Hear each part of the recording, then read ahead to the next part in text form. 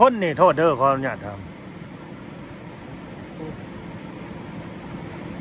เก่าเป็น 8-9 คนผู้ไปทางใดเบิดซะเดียวนี่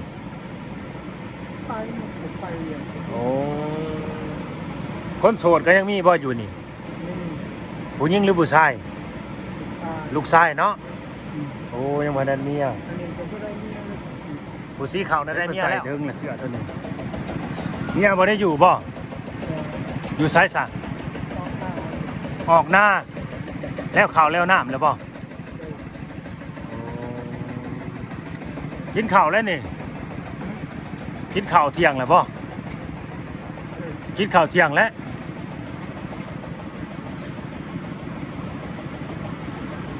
เพื่อนนี่เป็นเพื่อนโกเพื่อนข้าวเนาะสิได้ยินอยู่บ่นี่คือเสียงดังแท้เนาะบ่ส่วนบ่ได้เข้ามาบ่นี่ ก็ ฮะ ก็ บ่ได้มา เขาเอาอยู่ ฮะ เขาเอาอยู่คือ เขาออกอยู่พุทธคือว่ารถไถน่ะที่จอดอยู่น่ะมันใส่บ่ได้จักปีเลย สอนสิ จะขายซะบ่เจ้าสิขายให้ลูกซะบ่ขายเท่าใดรถน่ะขายแล้วจะเอาไปซ่อมซะบ่จะขายเท่าใด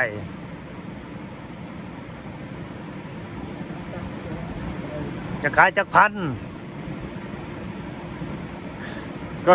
ก็เบิ่งสภาพรถน่ะจะขายจักพันพอเห็นรถแล้วเขาก็เมื่อยนำสิไปแปลงไปซ่อมอีกจักสิเบิดเท่าใดน่ะแม่นบ่3 ปีแล้วบ่ได้ติดจักรน่ะ กาย ปีกายนี่มันติดจักรบ่ได้เลยแม่นบ่การหาไปนี่การไปแปลงนี่ต้องไปผ่าเครื่องเนาะต้องไปผ่าเครื่องใส่ซีนใส่หยังข้างในก่อนไปตรวจเบิ่งเครื่องในมันก่อนมันเป็นใดมันเสียตัวใดขาดตกบกพร่องหรือว่ามันตกเหี่ยเสียหายตัวใดเนาะสีเบิ่นมือบ่เข้านี่ ทำไมสิ สอบได้ลุงสอบได้สีเอาห้ำนี่สอบเท่าใด 15ถ้าบ่เอาห้ำเด้บ่ได้เอาเงิน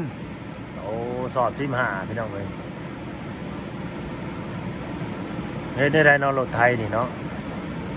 จะมีเฮือนจักหลังนี่ลุงมีเฮือนจักหลังเฮือนนั่น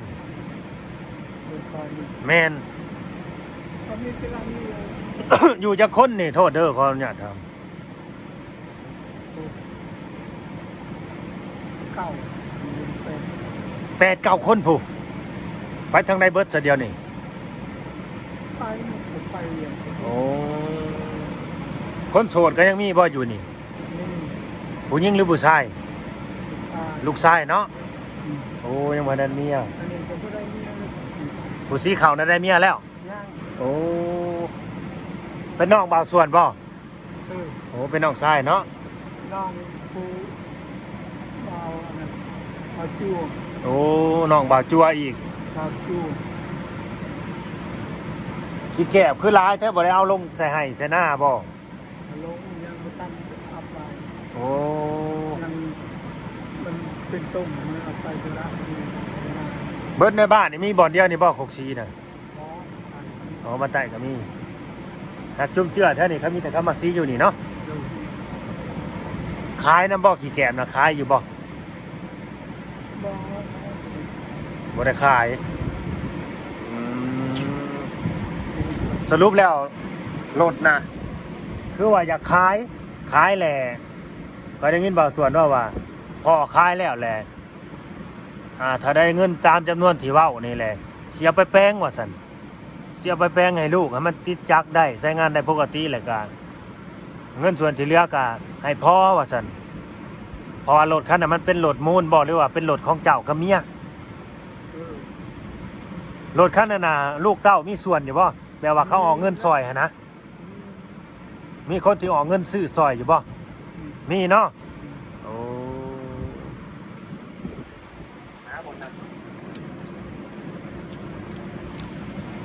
คือบ่ให้เขาซื้อรถคือบ่ให้เขาซื้อรถแบบว่า เขา ล้องรวมหมด ของร่วมอยู่แต่ว่าเอาแนวนี้แบบแนวนี้นะลุงแบบว่า ถ้าว่าไผมีเงินไผอยากสอบอยากแปลงก็เอาไปแปลงเอาอันน่ะ ถ้าคันเต้นแล้วเขาจะเป็นเจ้าเขาจะขาย คันหวยคันแปลงแล้วมันก็อยากใส่น้ำกันอีกเลยเนาะหรือว่าคนที่แปลงเขาก็อยากได้เป็นเจ้าโลดเลยเนาะ โอ้บ้านนี่สมมติว่าซื้อเอาซะคือบ่าวส่วนนี่อยากได้แหละถ้ามีเงินแหละซื้อเอาว่าราคาเท่าไรแหละเราไปแปลงบัตรก็เป็นของบ่าวส่วนเนาะแล้วอยากขายเท่าไรบาทนี่ตามที่เว้ากับลูกกับเต่าไว้ แต่ละคน ก็ได้ว่า บ่ได้เว้า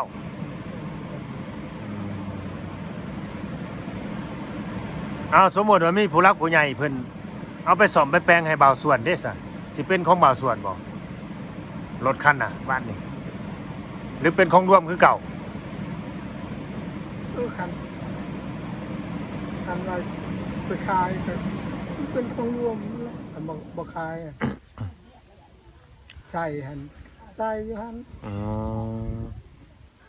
ในเฮือนนี่มีรถจักคันจ้ะในบ้านก็มีบ่ บ่มีแต่ลูก มีแต่รถลูก ลูกลูกชายที่ เอ้าคือซุมเจ้าเฮ็ดหน้านี่เอารถในใช้สรุป ลูกชายบ่จะจวงมันแล้ว โอ้พูดอยู่พุ่นผู้บ่ เออ แบบยืมกันอยู่นะเนาะเอาง่ายๆเนาะ เออ ผู้นั้นผู้นี้แบบว่ายืมกันไปยืมกันมาอยู่ เดี๋ยว โอ้ยอืมก็คือสรุปแล้วเพิ่นยังบ่ฮู้พี่น้องเอ้ยพ่อนี่จักสิกายเท่าใดว่าซั่นแต่บ่าวส่วนน่ะเว้าราคามาแล้วก็บ่าวลาวนะแต่เฮาว่าเงินที่เพิ่นเว้าราคามานี่ถ้าไปแปลงรถนะบางทียันบ่พอซักเพราะมันสิได้เปลี่ยนหลายอันหลายอย่างรถนะเบิ่งมันก็เก่าแฮงแล้วแบบบางบ่อนบัดเล็กมันจนผุจนชอดนำแลก็มีหันนะ คือบ่เพิ่นบ่ซื้อคันใหม่ให้เลยว่ะพอเจ้าบ่ซื้อคันใหม่ให้บ่ว่ะข่อยเว้าแน่นี่นะว่ายอกเพิ่นพอเจ้าคือบ่ซื้อคันใหม่ให้เลยบ่ส่วนว่ะโอ้ยเพิ่นก็บ่มีเงินน่ะแล้วว่ะ มันคงสิเกิด สิเอาเงินมาใส่เนาะ เดี๋ยว ไปซื้อคันใหม่อันนี้น้องทรายเพิ่นเนาะ ผู้ลาแล้วนี่ ลูกชายหลาบ่นี่ เดี๋ยว เหมือนได้ลูกได้เมียเนาะหน้าตาคล้ายๆกันเลยกับผู้อ้ายบ่ได้ไปทำการทำงานบ่นี่ พอหันไปทำงานอยู่ไทย โอ้ไปฮอดไทยมาแล้วบ่นี่น่ะ เดี๋ยว โอ้ ซื้อหูซีได้มาแต่ไทย โอ้ กระสันพอที่มีลูกมีเงินมาใช้ไปซื้อ ผู้นี้บ่ไปหาเงินน่ะ เดี๋ยว จึงได้โฮมซีนี่ได้ เดี๋ยว โอ้เขาก็เป็นอกเป็นใจเนาะลูกชายก็เป็นอกเป็นใจเด้ซะไปหาเงินจนได้โฮมซี โอ้ยสิมีมาแต่ใช้ที่เอาเงินมาแต่ใช้มาซื้อ ก็พอได้น้ำลูกเนาะพอมีน้ำลูกนั่นแหละก็ดีแล้วลูกก็ยังรู้จักแบบแบ่งเบาภาระพ่อแม่แบบอยากได้อยากมีเนี่ยนี่นะ เดี๋ยว เฮือนแถวนี้ข้างในนี่บ่เคยเข้ามาจักเถื่อ เดี๋ยว บ่าวลาว มา กับ เท่านี้ แม่นั่นก็มาเถื่อแรกเลยนี่ เดี๋ยว บ่เคยเลาะมาทางนี้จักเถื่อ อืม สิเลาะลงไปก็ว่าไปตามคนไปเกี่ยวเขา เดี๋ยวโอ้ยมีแต่เขาไปเกี่ยวเขาไม่ดีๆเป็นยังเบิดแล้วเกี่ยว อันนี้เฮือนพี่น้องบ่ลุงนี่หลังคาไม้นี่นะนี่ แม่นหมดและเกี่ยว แม่นพี่น้องเบิดแถวนี้เนาะ น้องหมด นี่เจ้าของเฮือนมันไปใส่เฮือนหลังนี่มีคนอยู่อยู่บ่ นี่ หลังคาไม้นี่ได้เป็นเฮือนบ่หรืออีหยังนี่หลังคาไม้ เราเขา เหล้าเข้า เดี๋ยว เหล้าเข้าพี่น้องเอ้ยเอาไม้มุงหลัง เดี๋ยว แบบเพื่อน แต่บูฮาน แต่โบราณแต่กี้วัดบ้านบ่าวเล่าวกับแบบนี้แหละหลังคาไม้แบบนี้ วัดได้เป็นวัดนะ เดี๋ยว เป็นหัวแจกนะแต่เดี๋ยวนี้เขาเจ้าก็เฮ็ดใหม่แล้วก็ฮอดบ่เรือฮอดอันฮอดบ่เรือฮอดอัน ไม่พอแล้วห้องบ่เรือฮอดเสร็จเฮายังไปเบิ่งสักก็ไปจูดไฟเบิดเลยแหละ เดี๋ยวมันทนดูอันนี้ก็มันจะเบิดแล้วมีแต่เดียวนี่ เหลือแต่ของเพิ่นนี่เนาะ เดี๋ยว อืม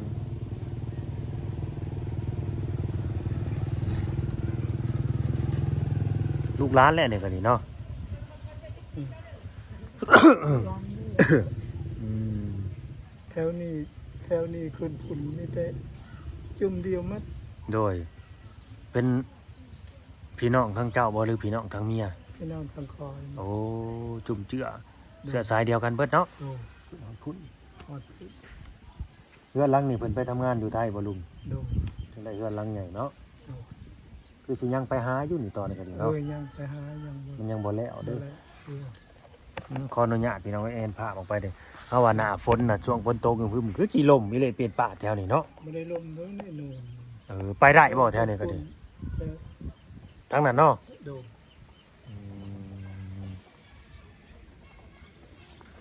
อันนี้คือบ้านกลางวัดพี่น้อง โด บ้านใหญ่กลางวัด นี่แหละคือบ้านเกิดของบ่าวส่วนพอลูกหา ไป เนาะบ้านเกิดเพิ่นเนาะเฮือนหลังนี้ก็สิเป็นเฮือนขออนุญาตเด้อลุงเด้ออันนี้เป็นเฮือนแบบเจ้าเฮ็ดมากับเมียบ่หรือว่าเฮือนแต่พ่อแต่แม่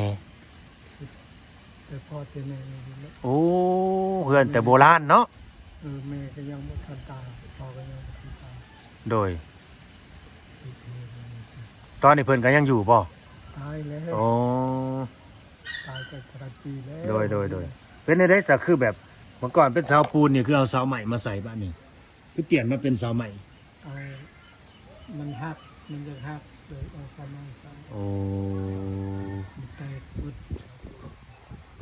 เสาปูนแตกก็เลยเอาใหม่มาห้องบ้านนี่อืมเจ้านี่บ่ได้ออกไปหาลูกหาหลานเนาะเดียวนี่เนาะ เอาคือกัน ออก มีเวลา อ๋อคันมีเวียกมีหยังจังออกไป มีเวลาไม่ได้เอาแต่คนมีความ หนาวอยู่บ่เจ้าก็ดิหนาวอยู่บ่เดี๋ยวนี้ นะ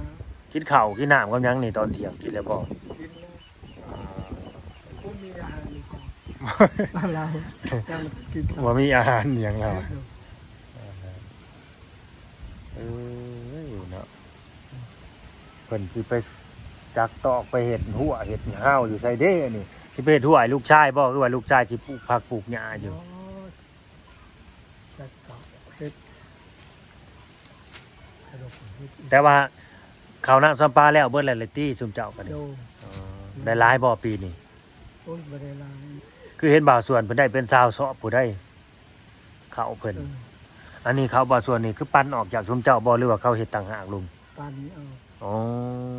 พ่อแม่ปั้นให้เนาะ โด อืม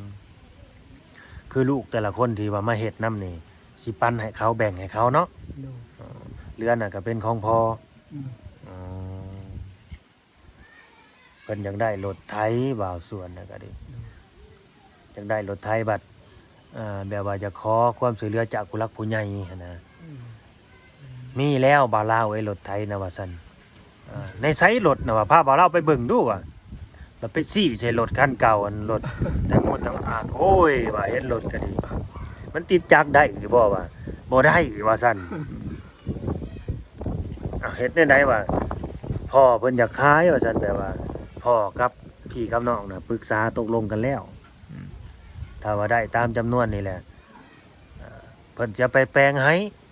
ว่าซั่นแล้วเหลือเท่าใดก็เงินก็สิให้เป็นของเพิ่นแล้วก็รถนี่ก็สิเป็นของบ่าวสวนหั่นนะถ้าว่ามีผู้ใหญ่เพิ่นซอยเข้ามาบ่าวเล่าเลยว่า โอ้ว่าไปแปลงเบิดนี่มันสิพออีบ่เงินที่สำราคาที่ว่าสิซื้อรถนี่ว่าดีบ่ดีนี่พอเจ้าสิได้จกเงินใส่ได้นี่ว่าค่าซ่อมรถนี่เพราะว่าอีหยังมันก็บ่มีแล้วสายปุ้งสายฟ้านพวกโอ้หลายอันหลายแนวรถนั่นน่ะคิดว่าจักปีเลยลุงรถน่ะ บ่ได้ใส่2 ปี บ่แล้วตั้งแต่ซื้อแต่มิตรบ่ตั้งแต่ใส่มานั่นมันบ่เข้า20ปลาย30ปีแล้วบ่ และ จนสัวลูกสัวหล้านเลยเนาะ อืม จนสัวลูกสัวหล้านเลยรถกันน่ะนะพี่น้องเอ้ยอืม อันนี้ก็เข้าใจอยู่เพราะเป็นรถมูลรถมั่งมันหลายคนแล้วมันก็เว้ายากพี่น้องเอ้ยคันว่าบ่มีผู้ซ่อมผู้แปลงป้าไว้นะปล่อยไว้มันผุมันพังไปตามกาลเวลาแล้วก็แล้วบัดแปลงมาบัดเจ้าก็อยากใส่ข้อยก็อยากใส่ได้บาดนี่ทั้งบ่เล่าเลยว่าคันว่าสิแปลงตัวนี้นี่ขอความช่วยเหลือจากผู้ใหญ่เพิ่นสมทบซื้อคันใหม่เลยบ่ดีกว่าบ่ว่าเอามือสองฮะตัวนี้ก็ปล่อยมันไปตามกาลเวลาของมันซะเพราะว่ามันก็หลายหลายปีแล้วเอาง่ายๆซะมันรถคันนี้รุ่นนี้มันเกิดก่อนอายุบ่าวเล่าอีกรถคันนี้นะเพราะว่าใช้งานมันก็คุ้มเกินคุ้มแล้วแปลงมาจากเถื่ออะไรลุงรถคันน่ะสอบมาจากเถื่อชื่อจักไงจักอะไรอันนี้ โอ้ซื้อจักรใหม่มาใส่แต่โค้งเก่าเนาะ โดย อ๋อเปลี่ยนจักรใหม่พี่น้องเอ้ยเพิ่นเอาเปลี่ยนจักรใหม่แต่ว่าเป็นโค้งเก่าโค้งแบบโค้งจักแม่นจักโค้งหยังจักหางอีหยังอันนั้นจักสยามบ่หรือลิงลมบ่หรือปีซัง กี่ มันเป็นรถอีหยังลุงเป็นรถของไทยบ่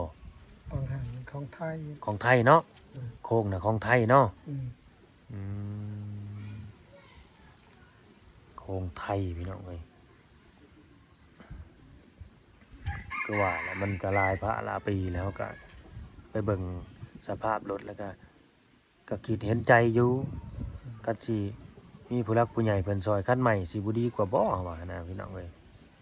คันว่าไปซ่อมนี่เพิ่นตั้งงบมานะว่า 18,000 พุ่นใดว่า 18,000 พุ่นใดราคานะคือราคา 18,000 นี่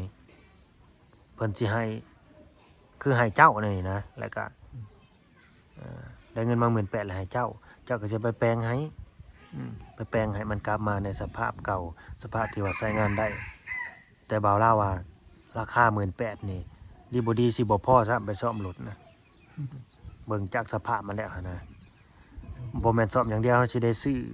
อะไหล่มันซื้อนั่นซื้อนี่มาใส่อีกได้สมาประกอบอีกนะมันเป็นอย่างนั้นพี่น้องเอ้ยเอาว่าคันว่า18,000แหละคันสิมีผู้ใหญ่เพิ่นซอยเข้ามานี่นะแล้วแต่บุญเขานี่ซอยไปแบบ